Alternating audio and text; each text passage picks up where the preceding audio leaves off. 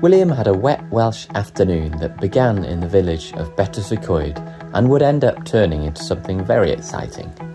First though, William was happy enough exploring all the drips and drops of water in the village as we walked through. We were planning to get some lunch before William's special adventure. For a treat, we went to the chippy for this. William is normally very excited to get chips, but today we sensed he wasn't feeling this as much, preferring to be outside in the wet rather than watching the kitchen. The chips arrived, and sure enough, William didn't want them, instead just wanting to wander around the chippy. I managed to have a few handfuls as I passed the table. It wasn't our most relaxing lunch. Then we moved on just up the road to the place we'd planned to visit, Zip World. When we parked up here, William suddenly found his appetite and went through lots of his alternative packed lunch. After William was finally fed, we headed up to the Zip World reception area to book an activity.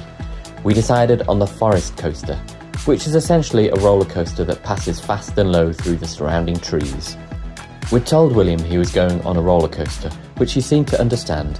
Having greatly enjoyed this kind of fun previously, he was certainly anticipating our activity as we were pulled up through the trees.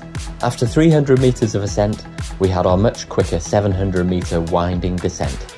There was a surprising amount of G-force on the turns, and it certainly felt like a roller coaster, despite the absence of corkscrews and loop-the-loops. William's thrilled reaction was nicely captured by an onboard camera. This was great for me to watch back, as I couldn't actually tell if he was smiling while we were moving. After our ride, William dragged me back to the entrance for another go. Unfortunately, we had 3 of these with our ticket. It was certainly a fun way to spend a wet afternoon.